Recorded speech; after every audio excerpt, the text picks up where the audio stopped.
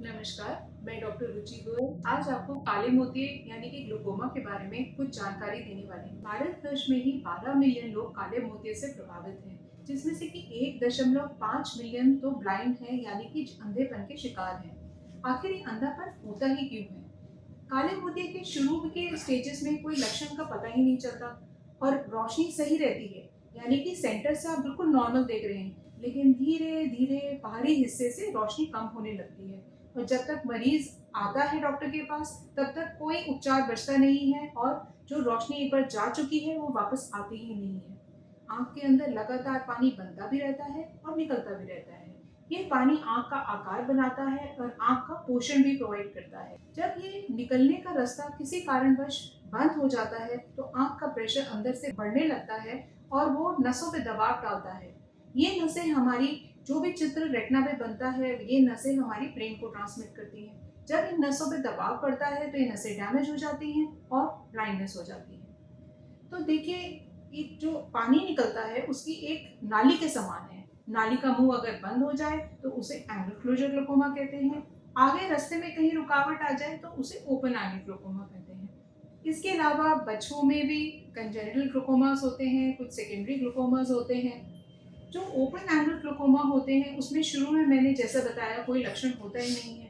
बाद में जब दबाव ज़्यादा बढ़ जाता है तो हेडेक्स यानी कि सर में दर्द होना, कुछ आंख में डिस्कम्फर्ट होना, इस तरह के लक्षण देखे जाते हैं। एंगल क्लोजर में उसके विपरीत अचानक से दर्द होता है, रोशनी कम हो जाती है और आंख लाल हो जाती है।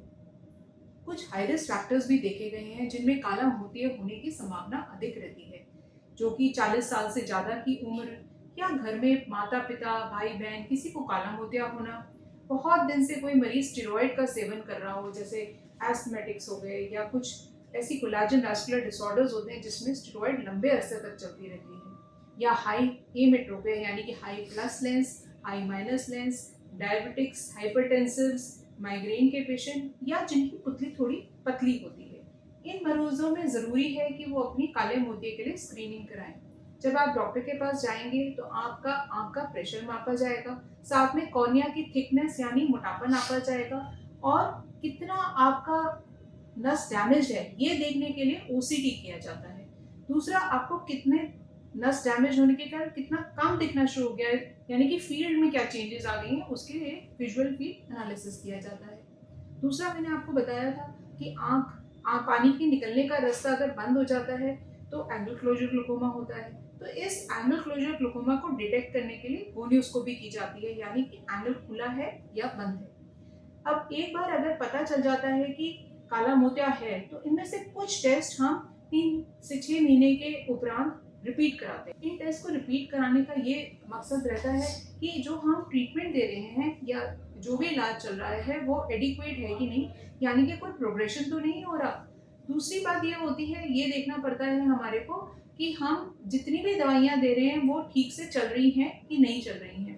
तो इसकी जो दवाइयाँ होती हैं वो शुरू में हम कुछ ड्रॉप्स के फॉर्म में प्रेशर्स को कम करते हैं और ये दवाइयाँ अगर आपको आँख में लाली हो जाए या कोई और साइड इफ़ेक्ट्स हो जाए या आपका प्रेशर कंट्रोल ना हो जाए तो ये दवाइयों का फेरबदल किया जाता है। अगर आपका ओपन एंगल के अलावा क्लोज्ड एंगल ग्लूकोमा है तो पेरिफेरल आइरिडेक्टमी की जाती है।